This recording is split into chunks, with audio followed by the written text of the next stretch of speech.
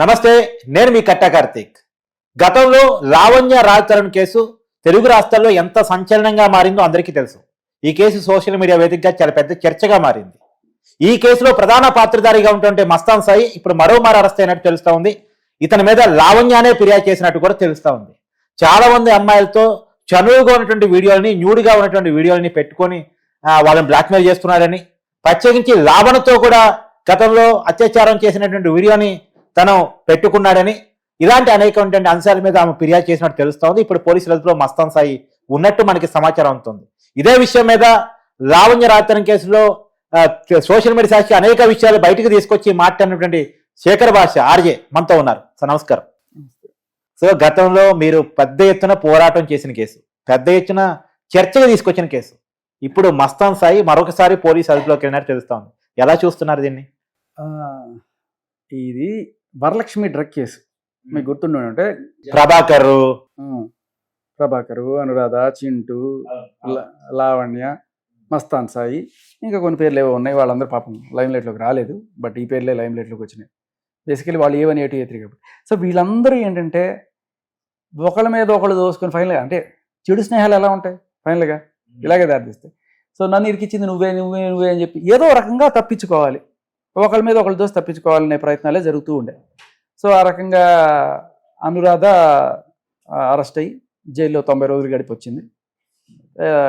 అయితే బయటకు వచ్చిన తర్వాత ఈవిడే అనురాధ ఏం చేసింది, నన్ను ఇరికిచ్చారా అని చెప్పి ప్రభాకర్ మీద కేసు పెట్టింది. ఆడవాళ్ళకున్న అస్త్రం రేప్ కేసు. సో అది ఈయన మీద పెట్టింది, ఈ ప్రభాకర్ మీద పెట్టింది. సరే ఆయన ఏదో చేసుకున్నాడు మొత్తానికి.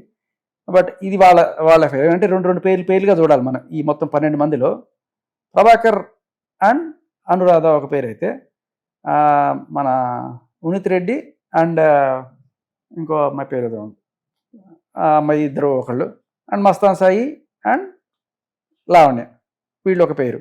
ఆ కేసులో మస్తాన్ సాయి కూడా ఉన్నాడా? ఉన్నారు. వీళ్ళందరూ A1 నుంచి A12లో నీకు కరెక్ట్గా చెప్తాను, నంబర్ అటు ఇటు అవ్వచ్చు, కానీ అందరూ ఈ కేసులో దొరికారు. ఓకే. దొరికిన తర్వాత కొంతమందిని బెయిల్ ఇచ్చి పంపించారు, కొంతమందిని అంటే ఫస్ట్ 1, 2, 3ని అరెస్ట్ చేసి లోపల పంపించారు. తర్వాత ఏదో బెయిల్ తెచ్చుకున్నారు, ఒకళ్ళు కంప్లీట్గా లోపలికి వెళ్ళిపోయారు. బట్ వీళ్ళు బయట ఉన్న వాళ్ళల్లో ఒకళ్ళు తప్పించుకొని తిరుగుతున్నారు, ఆవిడే లావణ్య.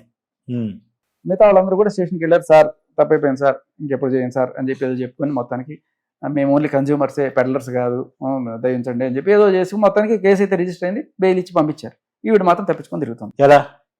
అట్లా అంటే పోలీసులు ఫోన్ చేస్తే పోలీసులు ఎదురుగా తిట్టడము ఇవన్నీ చేసి ఫైనల్గా అరగంటగా మాట్లాడి తప్పించుకొని తిరుగుతుంటే పోలీసులు చాలా రోజుల నుంచి కాపు కాశారు, ఎక్కడ దొరుకుతుంది.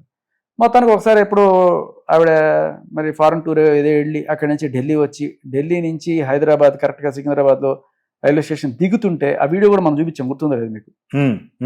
రైలు దిగుతుంటే రైట్ హ్యాండెడ్గా పోలీసులు పట్టుకున్నారు ఆవిడ. అసలు యాక్చువల్గా పట్టుకున్నది ఏంటి, మీరు ఎన్నిసార్లు పిలిచినా రావట్లేదు, ఫస్ట్ కేసులో వరలక్ష్మి డ్రగ్ కేసులో మీరు ముద్దాయిగా ఉన్నారు, రమ్మని ఎన్నిసార్లు శ్రీముఖాలు పంపించినా మీరు రాలేదు అని చెప్పి ఆవిడ అక్కడ అరెస్ట్ చేయడానికి వెళ్ళి, సరే అరెస్ట్ చేస్తున్నారు కదా, ఎట్లా డ్రగ్ పెడ్లర్ అనే ఇది ఉంది కాబట్టి చెక్ చేద్దామని చెప్పంటే నో, చెక్ చేయడానికి వీల్లేదు అని ఇంకా డౌట్ బలపడిపోయింది. సో తర్వాత చెక్ చేస్తే అక్కడ 5 గ్రాముల మెత్తు అనేవి దొరికినాయి. తర్వాత వాటిని సీజ్ చేయడము, ఇవిని రిమాండ్ చేయడము. సో ఈవిడ నిజంగానే ఫస్ట్ కేసులో వెళ్ళిపోయి ఉంటే ఈవిడ కోసం ఎత్తుకుండే వాళ్ళు అంత ఇది ఉండేది కూడా కాదేమో. ఫస్ట్ కేసులో పోలీసుల దగ్గరికి వెళ్ళి ఈవిడ కూడా ఏదో 41 CRPC అంటారు, అది తీసేసుకొని ఉంటే. బట్ ఈవిడ రెడ్ హ్యాండెడ్గా దొరికిపోయింది, అది కూడా డ్రగ్స్తో దొరికిపోవడంతో మళ్ళీ ఆవిడని రిమాండ్ చేశారు. ఓకే. బయటకు వచ్చిన తర్వాత ఈవిడ ఎలా ఈ డ్రగ్స్ కేసు నుంచి బయటపడాలి అని చెప్పి అప్పటి నుంచి రకరకాల ప్రయత్నాలు చేస్తుంది. సో అంటే మన దేశంలో న్యాయం చాలా తొందరగా జరుగుతుంది కదా. అప్పుడు వచ్చిన కేసు ఈ మొన్న 27వ తేదీన ఫస్ట్ వాయిదా కోర్టుకి హాజరుగా ఉన్నది. ఏది? వరలక్ష్మి కేసు. లావణ్యకి 2 కేసులు ఉన్నాయి. వరలక్ష్మి కేసు జరిగిన 3 నెలలకో 4 నెలలకో ఈవిడ రెడ్ హ్యాండెడ్గా దొరికింది. సికింద్రాబాద్ దొరికిన కేసు. వరలక్ష్మి కేసు చిన్నది. ఈ వీళ్ళకి ఎవరికి, లావణ్యకి, మస్తాన్ సాయికి వాళ్ళని కన్జ్యూమర్స్ గానే పెట్టారు తప్ప పెడ్లర్స్ గా పెట్టాల, విక్టిమ్స్ గా పెడతారు. బట్ దాంట్లో మెయిన్ ముగ్గురు ఎవరు, ప్రభాకర్ అండ్ అనురాధ అండ్ ఎవరైతే ముగ్గురు ఉన్నారో వాళ్ళ ముగ్గురిని A1, A2 పెట్టారు, వాళ్ళకి గట్టిగా పడ్డాయి సెక్షన్. రెండోసారి రెడ్ హ్యాండెడ్ దొరికినప్పుడు ఇది 10 ఏళ్ల పాటు పడే సెక్షన్. ఇది తప్పించుకోవడం చాలా అవసరం ఈ అమ్మాయికి. ఎలా తప్పించుకోవాలి? సో దీనికోసం రకరకాలుగా ట్రై చేసి ఫైనల్గా అది జరిగిపోయిన తర్వాత ఇమీడియట్గా రాజ్ తరుణ్ ఏం చేసాడు, అమ్మో ఇట్లాంటి వాళ్ళతో పొరపాటు మన ఇంట్లో ఉంచుకున్నా. ఆవిడ ఎప్పుడో రాజధానికి ఏదో షెల్టర్ ఇచ్చిందనే దీంతో ఆవిడ కృతజ్ఞతతో ఆయనకు ఉన్నాళ్ళు ఉన్నిస్తే దానికి ఆవిడ సరే అని చెప్పి చాలా రోజులు వాడుకున్న తర్వాత ఇంక రాజధాని ఇంకా నా వల్ల కాదు, ఆవిడ తరిమేసేంత శక్తి కూడా నాకు లేదు ఇంట్లో నుంచి, ఏదో నా కర్మకు నేనే వదిలేసి వెళ్ళిపోతాను అని చెప్పి రాజధాని ఆ ఇంట్లో ఇంకా ఆ ఛాయలకు కూడా పోదలుచుకోలేదు. రాజధాని భయపడ్డా లావణ్యకి?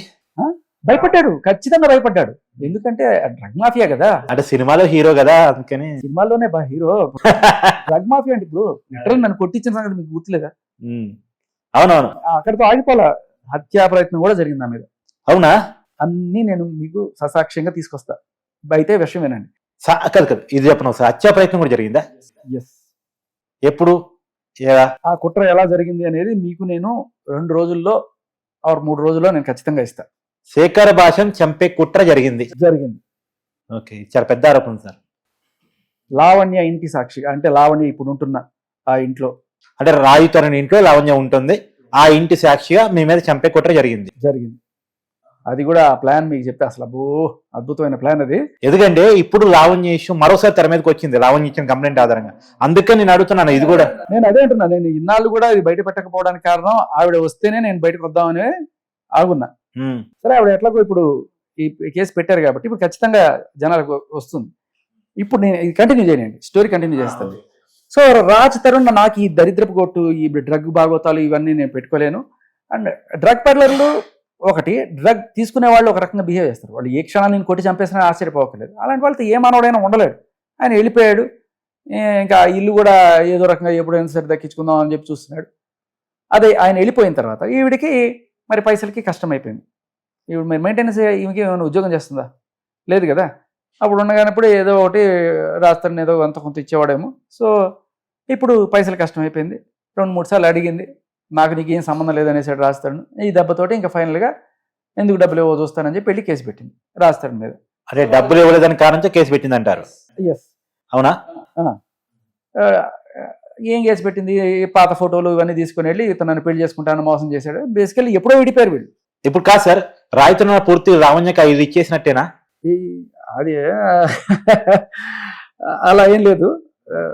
ఇల్లు ఇవ్వడం అంటే ఆవిడ పేరు మీద ఏమీ రాయలేదు. బట్ ఈవిడ లీగల్గానే వెళ్తారు. రాజధాని బేసికల్లీ రోడ్లు తీసుకెళ్ళి కూడా చేసే టైప్ కాదు. లీగల్గా తనకు వచ్చినప్పుడు తీసుకుంటాడు అతను. ఆ ఫైట్ అయితే చేస్తున్నాడు. కానీ ఇక్కడ ఎలా బయటపడాలి అని చెప్పి ఒక అద్భుతమైన స్కెచ్.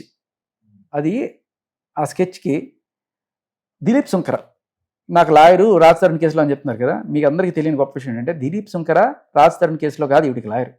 దిలీప్ సుంకర్ని ఈవిడ హైర్ చేసుకుంది ఈవిడ డ్రగ్స్ కేసు నుంచి బయటపడేయడానికి. ఎవ్వరికీ తెలియని నిజం ఇది. ఎందుకంటే దిలీప్ సుంకర ఆ కేసు వాదించడానికి కాదు. ఎందుకంటే ఈవిడ పెట్టిన కేసుకి కోర్టులో వాదించాల్సింది పబ్లిక్ ప్రాసిక్యూటర్. ఈయన ఓన్లీ మీడియా ముందుకు వచ్చి హడావిడి చేశాడే తప్ప, ఆవిడని కాపాడుకోవడానికి ట్రై చేశాడు తప్ప, ఈవిడ డ్రగ్స్ కేసుకి వకాల్తా పుచ్చుకున్నది దిలీప్ సుంకర. సో ఇప్పుడు ఎలా బయటపడాలి? నన్ను ఇరికిచ్చారు, రాజ్ తరుణ్ని నేను పెళ్లి చేసుకోమని అడగడంతో నన్ను అడ్డు తప్పించుకోవడం కోసం ఇలా పోలీసులతోటి ఇంకా వాళ్ళతోటి వీళ్ళతోటి కుమ్మక్కయ్యి నా మీద బలవంతంగా పెట్టించి నన్ను రెడ్ హ్యాండెడ్గా పోలీసులకి పట్టించాడు అని చెప్పి ఆ కంప్లైంట్లో ఇండైరెక్ట్గా పోలీసులు కూడా నా మీద చేశారని చెప్పి చాలా పెద్ద స్కెచ్ అనమాట దాంట్లో. అది ఈ కంప్లైంట్ అనేది దాంట్లో సాక్ష్యంగా పనికొస్తుంది, ఆ కేసులో బయటపడడానికి సాక్ష్యంగా పనికొస్తుందని ఇక్కడ కంప్లైంట్ ఇప్పించారు. ఇదే కంప్లైంట్ యాజ్ ఇట్ ఈస్. ఇదంతా గతంలో మీరు చెప్పారు, వాదించారు. ఇప్పుడు మస్తాన్ సాయి అక్కడికి వస్తున్నా. ఇలాంటి కంప్లైంటే గుంటూరులో కూడా మస్తాన్ సాయి మీద పెట్టింది. ఏది? నన్ను పెళ్లి చేసుకుంటానని చెప్పి నాతో సంసారం అంతా చేశాడు, అతను చాలా కామాంధుడు. సేమ్ మీరు ఇప్పుడైతే ఏవైతే చూస్తున్నారో అతని హార్డ్ డిస్క్లో బోల్డ్ అన్ని ఫోటోలు ఉన్నాయి, అతను ఎంతో మంది అమ్మాయిలతో. ఇది ఎప్పుడు కాదు, 2023 ఏప్రిల్ అప్పుడు ఇచ్చిన కంప్లైంట్లో సేమ్ ఇదే కంప్లైంట్ ఇవాళ మీరు ఏదైతే చూస్తున్నారో, కాకపోతే నంబర్ వేరే అవుతుంటుంది. ఒకప్పుడు 300, రీసెంట్గా మళ్ళీ మస్తాన్ సాయి ఆ మధ్యకాలంలో పట్టుబడ్డాడు, గుర్తుందా మీకు? అవును, గుంటూరులో దర్గాలో ఉంటే అదుపులో తీసుకున్నట్టున్నారు కదా. అప్పుడు వెంటనే చాలా సార్లు బ్లాస్టింగ్ వచ్చింది. ఆ బ్లాస్టింగ్ లో ఏంటి? మస్తాన్ సాయి ఫోన్ లో దొరికిన ఫోటోలు ఒక 800 ఉన్నాయి, అమ్మాయిల ఫోటోలు అని చెప్పి అక్కడ ఇక్కడ 2-3 ఫోటోలు వేస్తారు బ్లర్ చేసి. గుర్తుందా మీకు? అవును, మీడియాలో చూసాం. ఇది ఫస్ట్ నుంచి ఈవిడ చెప్తున్న పాటే. అప్పుడు 2023లో ఆ పట్టాపురం పోలీస్ స్టేషన్ లో ఇచ్చిన కంప్లైంట్, రీసెంట్ గా మస్తాన్ సాయి పట్టుపడ్డప్పుడు ఆయన హార్డ్ డిస్క్ లో దొరికిన ఫోటోలు ఆయన ఫోన్ లో దొరికిన ఫోటోలు అని చెప్పి ఇచ్చింది. ఇప్పుడు మళ్ళీ అదే 4 TB హార్డ్ డిస్క్ లో దొరికిందని చెప్పి అదే పెట్టుకొని ఈ అబ్బాయిని అప్పుడు 2023 నుంచి ఇప్పటిదాకా బ్లాక్మెయిల్ చేస్తుంది. సో ఇంతకీ వీళ్ళు ఏం చేస్తారంటే, ఇప్పుడు మనకి కొన్ని రికార్డులు, మస్తాన్ సాయి కొన్ని రికార్డులు పంపించాడు ఈ అమ్మాయికి సంబంధించినవి, అలాగే చింటూ అలియాస్ మన ఉన్నిత్ రెడ్డి అతను కూడా పంపించాడు. ఇలా రకరకాలుగా మనకి వీటితో ఉన్న వాళ్ళు పంపిస్తుంటారు. వీళ్ళందరూ ఏంటంటే ఒకళ్ళ నుంచి ఒకళ్ళ మీద ఒకళ్ళు వేసుకొని తప్పించుకునే ఇది. సో మనం బీయింగ్ ఏ జర్నలిస్ట్ ఎవరు పంపించినా మనం ఇన్ఫర్మేషన్ తీసుకుంటాం. అలా వచ్చిన ఇన్ఫర్మేషన్లో ఈయన చాలా క్లియర్ కట్గా ఈ అమ్మాయి చేసే భాగవతాలు ఇవన్నీ కూడా పంపించడం జరిగింది. ఎవరు? మస్తాన్ సాయి. అతను చెప్పుకునేది ఏంటంటే దాంట్లో ఉండేది తను వాళ్ళ మిస్సెస్ ఉన్న ఫోటోలు, అండ్ అలాగే ఇంకో అమ్మాయి లవర్ ఎవరో ఉన్నారట, ఆ అమ్మాయితో ఉన్న ఫోటోలు మాత్రమే ఇవి ఉన్నాయి. అయినా న్యూడుకుంటామేంటి సార్? అయినా న్యూడుకుంటామేంటి? న్యూడ్గా ఉన్నాయో మనకేం తెలియదు. వీళ్ళు రాయడం బ్రహ్మాండంగా రాసేస్తారు కదా. అది ఉన్నాయా లేదా అనేది నువ్వు చూసావా నేను చూసానా పోలీసులు చెప్పాలి. అది కానీ బయట మీడియాలో మాత్రం, మీడియాలో ఏముందండి, మనకు తెలిసిన వాడు ఎవడన్నా ఉన్నాడు అనుకోండి, రాయమంటే రాసేస్తారు అంతే. లేదు ఒక అమ్మాయి చెప్పిందంటే ఓహో నిజమే అంటే ఆ అమ్మాయి డ్రగ్ పెల్లర్ అయినా. ఇప్పుడు ఫిర్యాదు మీ దగ్గరకు వచ్చిన కంప్లైంట్ కాపీ, మస్తాన్ సాయి మీద రావని ఇచ్చిన కంప్లైంట్ ముందు మీకు పంపిస్తాను. ఒకసారి ఏం చదివి ఒకసారి మీరు దాంట్లో చదివినిపిస్తే. జైలు నుంచి ఎప్పుడు బయటకు వచ్చాడు సార్ మస్తాన్ సాయి? అప్పుడే 10 రోజుల్లోనే వచ్చేసాడు. ఎందుకంటే అతను దాంట్లో A4 A5 అవుతుంది. మామూలుగా జనరల్గా A1 A2 A3కే ఎక్కువ ఇది ఉంటుంది. సో ఈవిడ పూర్వపరాలన్నీ రాసింది. నేను 2024లో ఈ మస్తాన్ ఇంటికి వెళ్ళి 4 TB హార్డ్ డిస్క్ తీసుకుని వచ్చాను. ఇలా చేయడానికి గల ప్రధాన కారణం ఆ హార్డ్ డిస్క్లో మస్తాన్ సాయి మహిళలకు తెలియకుండా తీసిన 100 కొద్ది నగ్న వీడియోలు ఉన్నాయి. వారిలో కొంతమంది పెళ్ళైన, కొంతమంది పెళ్లి కాని వారి వీడియోలు, 100 కొద్ది మహిళల ప్రైవేట్ ఫొటోస్ ఉన్నాయి. అంతేకాకుండా మస్తాన్ సాయి హ్యాక్ చేసి స్టోర్ చేసుకున్న ఎంతోమంది మహిళల జీవితాలు ఉన్నాయి.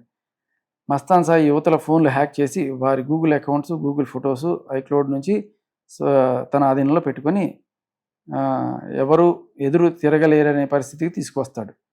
ఎదురు తిరగడం వల్ల కుటుంబం పరుగు పోతుంది. మస్తాన్ సాయి జీవితాలు నాశనం చేస్తున్నాడనే భయంతో ఆ వీడియోలో ఉన్న ఫోటోల్లో ఉన్న ప్రతి ఆడపిల్ల మౌనంగా భరిస్తుంది.